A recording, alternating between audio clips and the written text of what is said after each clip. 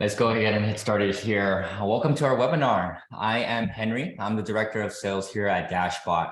I'll be your host today, and I'm joined by Seamus, our NLP engineer, whom we like to call in-house our data shaman for reasons you'll find out shortly. But before we get started, we'd love to hear from you throughout today's session. We have a Q&A section at the bottom, so please add your questions into the Q&A. This is also live, so please take advantage of the chat here. And after the session, we'll send you the full recording and the recap of today's webinar. That being said, let's go ahead and jump right in. So before we jump in here, I do want to give a big welcome to everyone. We'd love to see in the chat where you're currently from. There's a big global community for everyone interested in conversational AI. So we'd love to learn where you're from. If you want to drop it in the chat, maybe you can say hello to your fellow neighbors or find yourself a new pen pal from across the world. But in the meantime, while people are sharing where they're from, a quick intro from my side. Again, I'm Henry. I'm a Bay Area native, but I recently moved to Henderson, Nevada. If you're not familiar, it's right outside of Las Vegas. But I've been with Dashbot for the past 5 years, helping enterprises mature their conversational AI programs. What makes me most excited to be a part of this team is to see all the new breakthroughs each year with conversational data. And I'm very proud to be a part of this, pioneering this transformation. And today we also have Seamus. Seamus, I'll pass it over to you to make an intro. And it looks like you are, in the rural side of the world. And it's only right and appropriate that our shaman is connected with nature. But go ahead, Seamus. We'd love to learn about where you're from. Hey, everyone. So I'm Seamus, NLP engineer at Dashbot. I'm from and currently based in Barbados, usually in Europe, but right now I'm back home, hence the picture of some cows on the farm I live on. Quick intro to me. I'm super interested in AI. Obviously, that's why I'm an NLP engineer, but also pretty keen on social impacts of AI and human language in general. So for me, NLP is kind of like the perfect intersection between my interests. So happy to talk in more details later through the presentation. Gotcha. And thank you all for sharing where you're from. Brent, you're definitely right. Barbados is Riri's homeland, if you caught that halftime show. And, it looks like Andrew, proper New York accent, even though it's in the chat. But appreciate you all sharing, and welcome to our session today. All righty, let's jump into it. So why are we here today, right? Like the topic of today's session is cutting support costs with a window into your contact center data. Well, we all understand that the contact center is the heart of all your customer conversations. It's where customer relationships and loyalty with your brand can be built, but it's also a place where they can be broken. And so every organization in this room today is trying to figure out, how do you reduce costs while you're still providing a stellar customer experience? And we're going to dig into that today. And so I wanted to start with this metric here, 9.7 million a year. What does that mean? Well, that is the average amount of money lost in contact centers every year due to bad data. And where are those costs derived from? Well, there are 3 key drivers that we've identified that lead to this loss. First one is dealing with your customer experience, right? Unhappy customers obviously lead to churn customers and loss of revenue. Secondly, the employee experience, right? Agents are the lifeline of your contact center, and it's a role that can quickly become frustrating, and it can lead to burnout and attrition if they aren't set up for success. This result leads to high costs due to having to rehire, onboard, and retrain brand new agents. And finally, it's on operational effectiveness, right? Your organization understands the value of data, right? You're storing it, you're keeping it, but you spend too much time and resources extracting and cleaning that data to make it even usable. And so these are the 3 drivers that lead to the 9.77 million number. But how does this relate to bad data, right? We've narrowed it down to 3 main data problems. First one being too much data. Right? Your organization sees hundreds of thousands, if not millions of conversations every single month through that contact center. And you have so much data that most of it doesn't even get utilized to enhance the customer experience or to support your agent experience. The second problem here is inaccurate data. right? In today's world, most of the agents are having to tag their conversations themselves, whether they've resolved it, what was the reason, what was the tone or even the sentiment of the user. And this leads to high inconsistency, or if anything, problems that are misclassified or missed completely. And finally, the last data problem here is poor data quality. So your traditional metrics today in the contact center, like handle time, resolution rate, they're good for understanding overall performance, but they don't really enable you to take action, understand where you need to prioritize your strategy, where you need to prioritize your, let's say, your agent playbook. And so you're missing the right tools and the right solution to help you take action on those data signals. And so now that we have a better understanding around the root of this data issue, let's talk about how we can solve for them. So at Dashbot, we've broken out our solution into 6 components or parts that solve for your data problems. By first automating the data collection and discovery of the causes or reasons within conversations, we reduce the cost of that manual data extraction while supporting your leaders with trends on customers and agent behaviors.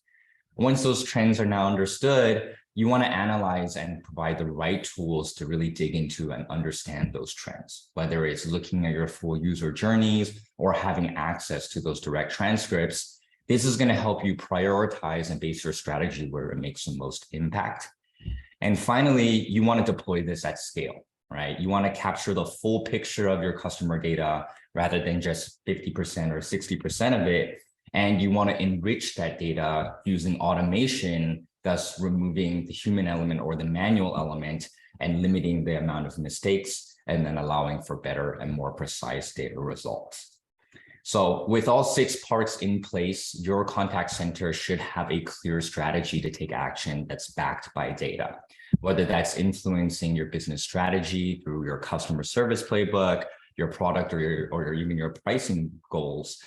Second is helping guide your contact center coaching, right? How do you better set up your agents? What topics do they need help on? And how do you coach them to be more successful in their role? And then finally is finding areas where there's high repeatability or high volume, where an automation channel can bring a lot of value for your business, and thus reducing that and lowering that cost over time. And so I'm sure you all have a lot of questions, right? How are you able to detect causes and trends? How do you know exactly where to take action? Don't worry, I've been in those exact same shoes before, which is why we kindly invited Seamus today to join our session and help us really understand what's happening under the hood of our solution. How does this all work? How are we pulling all these insights out? And so I wanted to jump into this next question here and intro Seamus. Seamus, could you help us really understand, like, what is dark data, right? Especially in the contact center space.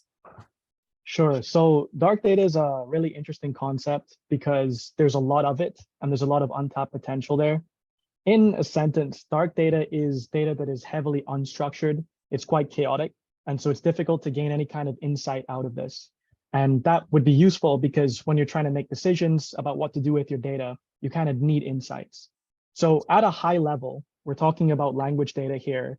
Like, for example, in customer service use cases, language data exists in vast quantities across the digital world, but it hasn't traditionally been a huge source of insight in certain cases. So let me just give an example so that this makes a bit of sense. Imagine that you are doing some kind of manual review of transcripts, like conversations that you've had between a user and an agent. And you're trying to figure out, first of all, what's the problem in this conversation? Maybe it was flagged for some reason.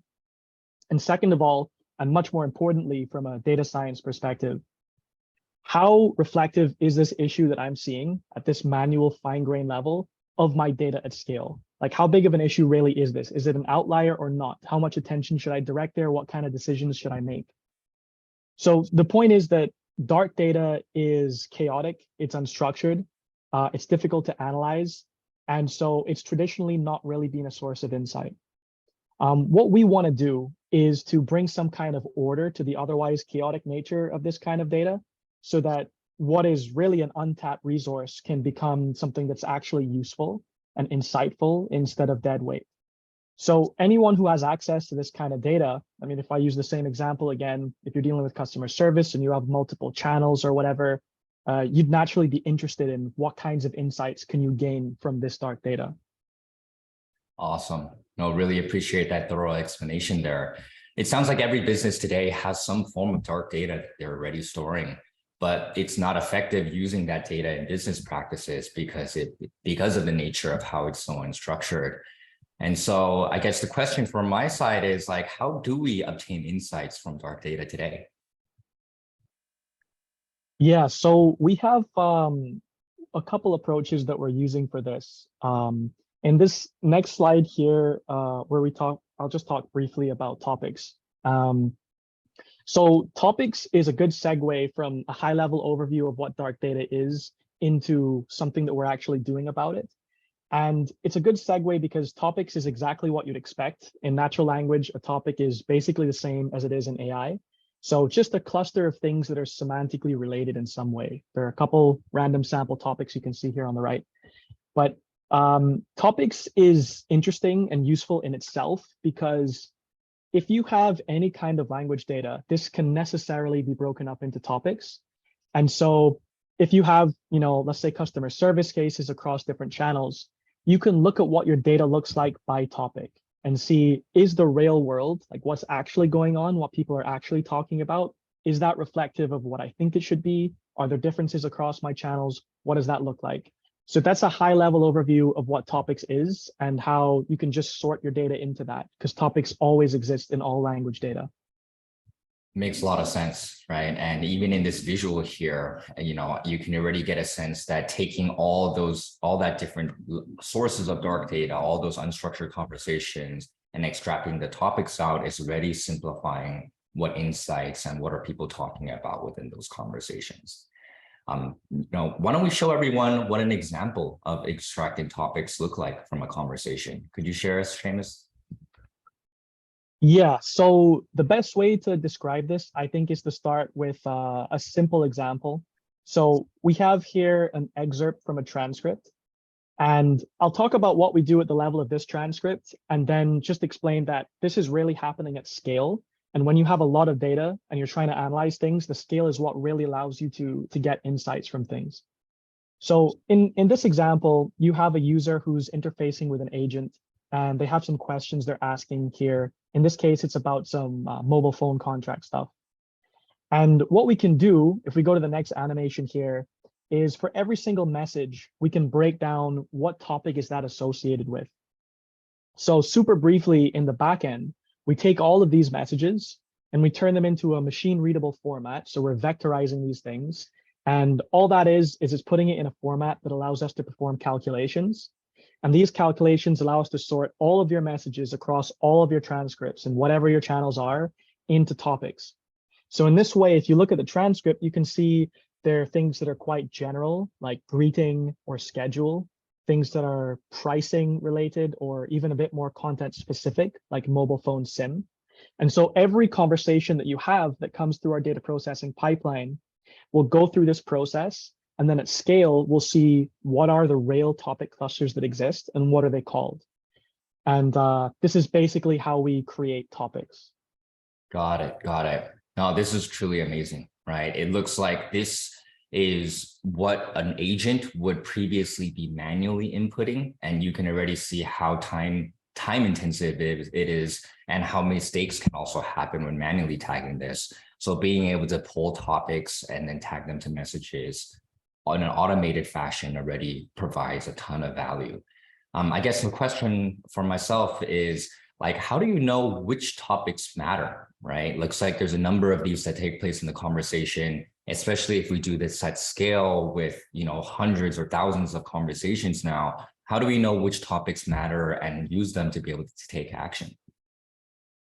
Yeah, so I mentioned before that topics are kind of interesting in themselves because you get to break your data down by certain categories. But we want to go a step further because we care about insights that lead to action. And how do we direct your focus to the topics that actually matter or the parts of your data that actually matter that you need to make decisions about? So figuring out the topics of real interest is something that we can do because we know there's certain things that do matter.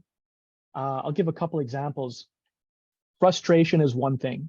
Imagine that you have customers who are consistently frustrated when they're dealing with certain issues, and we can show you which topics have the most frustration centered in those things. And if you have topics where your users are really frustrated, that requires some kind of attention that you have to pay towards that.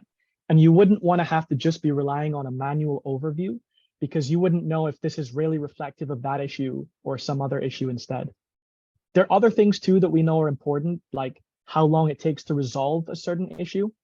And so we can check based on the topics that exist in your data, are there certain topics that take your agents a really long time to resolve? Or on the flip side, actually, are there certain topics that they can resolve really quickly and really efficiently and with really low variance? And the thing that's interesting about this is the implications, like what you should be doing, differs based on what exactly this looks like. You might not have trained your agents correctly in a certain area. Maybe there's a certain part of your knowledge base that needs to be updated, or more information has to be added there because it's hard for them to help users on certain topics related to that. Or you might even have a more positive scenario where in something that takes a really short time to resolve, maybe you could automate that instead of having your agent spend time on that. We actually already do stuff in that regard. There's blueprints where you can take this topic data and get an idea of how to build your chatbot by automating what your intent should look like. That's another project. So the point is that when we know what things matter, like frustration or time to resolution, or whether issues are resolved to begin with, we can figure out where you should look in topics and give you a really good insight into where your attention should be focused. That's kind of like an overview to topics. It's one angle of looking at your data. There's also something else we do, which is called reasons. Should I go into that now? Yeah. Let's show everyone an example of what you mean by a reason. Okay, so this is also best described in the context of topics, and it's important to distinguish between the two things and why this kind of adds some value. So as you have seen with topics, every message that exists in a transcript can be assigned a certain topic, and you have this really fine-grained level of analysis with topic details. Reasons in relation to that are more overarching. It's like, why does this conversation exist? What's the cause of the conversation? What's the user seeking from you? Like, why are they even having this conversation? So while topics are what the users actually said, and that's useful because it can be analyzed, reasons are why the user has said that thing. So for example, in this transcript that you've seen here, you can see there are all these different messages related to greeting or pricing or the mobile phone SIM contract or whatever. But we could sort this entire conversation into one bigger, different type of bucket, which might be seeking information. And so this conversation being around seeking information would be distinct as opposed to, for example, making a purchase, which would be a completely different reason for the conversation existing to begin with. So reasons are like a larger bucket or category that gives you an immediately intelligible explanation for the conversation. And because this is a different angle or category of analysis, you can also do similar analyses like we do with topics. You can look at frustration at the level of reasons, or time to resolution, or whether things are actually resolved to begin with. When a customer is seeking information, what is the resolution rate? How often is that resolved versus not resolved? And so these different angles give you a really good understanding of what's actually happening with your data. Got it. No, thank you. Thank you for that explanation. I draw a lot of parallels with this, in one of the previous webinars we had where we talk about data versus signals. In this case, it's topics versus reasons, where topics may require a bit more of a trained eye to understand where do we use this best, where do we take action, compared to signals, or in this case, the reason, it provides you with additional context, right? You're looking at like things compared to a specific key activity, compared to a specific resolution rate, and it gives you and points you directly into a path to be able to take action from there. So thank you for sharing that. And so I do want to jump into this next section here, and I have to ask this question since it's been the hottest topic in AI in the past couple of months. How does this work relate to ChatGPT or GPT-3? And does it play a role here in the work we're doing? Yeah, so this is actually one of the topics that I was the most interested in talking about, because there has been so much hype around this. and not just hype in the tech field, but also in the general public, in even academia, not just at high school, but even university students we've seen have been using Chat GPT to write or partly write essays and stuff like that. There's no question that this kind of technology, based on large language models, LLMs, are changing the landscape in NLP, in tech in general, wherever language is involved. There's no question about that.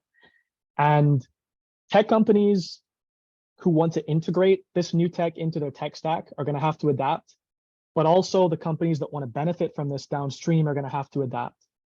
And I think one of the things that is really important, especially for non-tech companies to understand, is where the hype is and where what you can actually apply in a functional way is.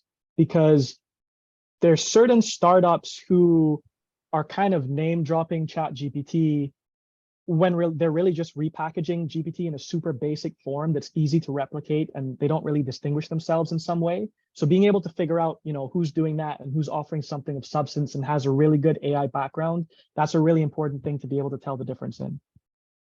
Got it. Got it. And just so we can educate myself and everyone here today, like what exactly is prompt engineering? Can you explain that to us? Yeah, so prompt engineering is a super simple term, and anyone who has tried using ChatGPT will have already done this before. So prompt engineering is just the way that you interact with these LLMs. So if you use ChatGPT and you're asking it a question, you want an answer, or you're giving it a command, you want it to do something for you, the way that you communicate with it through natural language, that essentially is prompt engineering. So it's interesting because it expands the scope of what we can do in NLP. You don't just have to hard code absolutely everything, but there's a bit more nuance in how you can instruct the AI to do something for you, or how you can query it. So there are lots of new approaches that we have in AI with prompt engineering. Got it. Got it. And so you shared that, there's a lot of these different companies trying to spin up different flavors of ChatGPT and packaging it up into their own product, their own business. Now let's kind of like shift gears and focus more on like the enterprise side, right? I'm sure a lot of enterprise teams with copious and large amounts of data are curious on how to use applications like GPT-3 on their data. And so can you help everyone understand what are some of the constraints if you solely rely on prompt engineering? Yeah, I think there are a few important ones.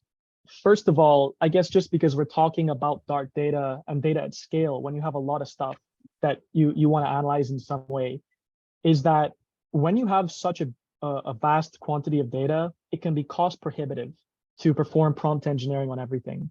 If you pass everything that you're doing through a prompt, you are vectorizing all of that. So that's all being turned into a machine readable format in a super high dimensional vector space. And then you're applying a certain prompt to that. And so that can become cost prohibitive quite quickly. But there are also constraints to do with how the API works, regardless of what API you're talking about. For example, the parameters that you can adjust are limited. So probably the most well-known one of these is temperature. If you have a really high temperature when you're using GPT or Chat GPT, then you're going to get more erratic or creative responses. And if you turn it lower, it's less erratic or more true to the source material, although you can't actually make it strictly deterministic. There's certain guardrails that are imposed by the creators for various reasons. So with Chat GPT, I think they probably have the most extensive ones where they're concerned with malicious use cases. And so when you give a prompt to Chat GPT, when you're interfacing with it, the output you get isn't actually the best response the AI thinks it can give you. It's a curated version of that based on what OpenAI has decided is appropriate. If it triggers an ethics filter and it shouldn't be answering a certain type of question, you're getting a modified response. So it's just another example of something that you don't have a lot of control over. There's also, I talked about, it can be cost prohibitive in terms of compute, but it can also be prohibitive in terms of compute time. So depending on your use case, you may not be able to do something real time, or maybe you weren't concerned about that. But you need to know how long it takes to do those kinds of things. And then I would also say that prompt engineering, because it's quite recent, it's not a solved thing. And the way that you communicate with an AI, give it instructions or ask it queries, is not the same that you communicate with a human. So it's not maybe in some cases immediately intuitive. And I should just say, I began in the beginning by saying that prompt engineering is incredible. It adds nuance to things that didn't exist before. It allows us to do things we couldn't do before. But it's just useful to know that traditional NLP methods often can offer some more precise control, especially if you're looking at the context of your entire data processing pipeline. And so being able to figure out where to use prompt engineering or where it's even practical to do so and where you should use other methods is quite important. Got it. Got it. So it's like finding the right balance between when to leverage NLP best practices versus prompt engineering is going to be the future of like, how do you find something that's not cost prohibitive, but also yields the expected results that you're looking for. And so I guess last question here for you is, how do we at Dashbot look to utilize prompt engineering and find that balance as like a long-term strategy? Yeah, so I mentioned earlier that we've seen, and I was a little surprised by this, we've seen some startups who are relying almost entirely on prompt engineering and selling some kind of product that actually does seems quite compelling and magical, but it's really just using the apparent magic of what ChatGPT already does. And so it is important that you distinguish yourself and that what you do isn't just immediately replicable by anyone else in the industry, because we all have access to the same API. We can all immediately do those kinds of things. And so an example of how we harmonize prompt engineering and traditional NLP methods at Dashbot, I think is best served talking about topics again. So when we create our topics, because we want to take your dark data and add insights to it, right? And we want to do something useful with this. We have a data processing pipeline where we'll take all your transcripts, we turn this into the machine readable format, like I mentioned earlier, and we perform calculations to sort these into clusters of topics. So we figure out what all of your topic clusters are. We have a very fine-grained level of control over this. For example, like how big do we want our topic categories to be, how small, anything else we want to change, the exact vectors we want to use. All of that we have total control over, and it's not at all cost prohibitive because we also determine which vectors we're using and so on. But once we've decided these vectors, once we have all of our topics grouped together, one thing that the traditional methods are actually not super well suited to doing, and the prompt engineering is really good at doing, is determining what do we call these topics. So we have all these clusters with all these different messages that make them up, and we know that it's a topic. And with prompt engineering, we can get really good, intuitive, natural looking labels for these so that when we finally give the end product to a user, they have something that makes perfect sense and is really easy to understand.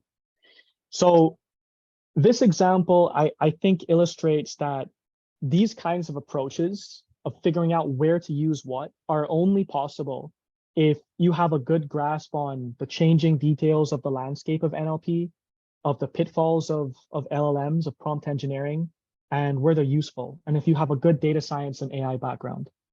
Got it. Got it. Yeah, this whole topic reminds me of that Gartner hype cycle, if anyone's familiar, where GPT and ChatGPT is right now currently at that peak of inflated expectations. Everyone thinks that it can solve the world. It's the future of what chatbots are going to be. But very quickly, businesses are going to begin to apply prompt engineering to their data and find out that it's not only really extremely expensive, but doesn't even yield the expected results.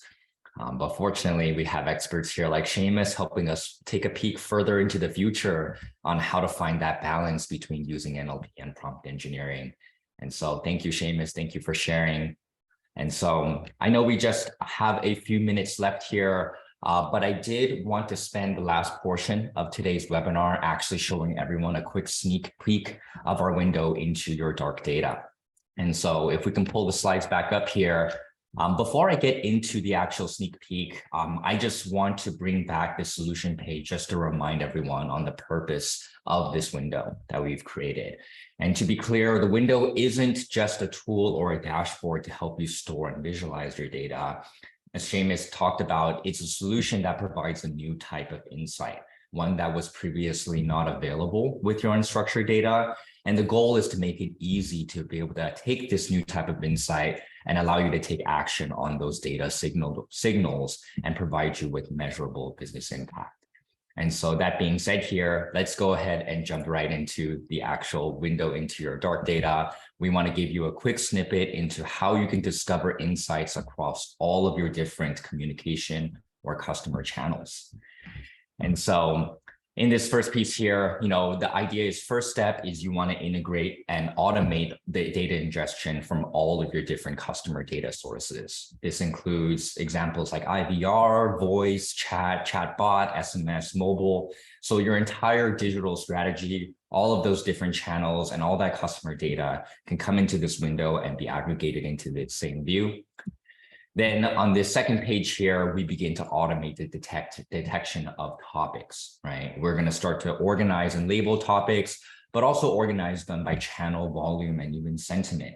And this is where you can start to pick up on trends like what is the customer channel preference? Where do they prefer to self-serve for certain use cases in specific channels? Which topics and channels have the highest frustration, whether it's on the customer or on the agent side, so you can better coach agents or even redirect customers to a different channel.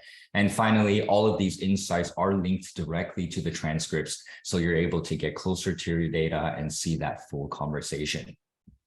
And finally here, to Seamus's point, we are also able to showcase reasons on top of topics, right? Where we start to call out key activities and categorize topics into key categories, combining them with context like resolution rate, average handle time, and even sentiment again, so you know exactly where you need to prioritize your strategy and take necessary action, especially if certain topics, channels, or even reasons show that your strategy is underperforming in certain areas. And so that does wrap it up for today's session.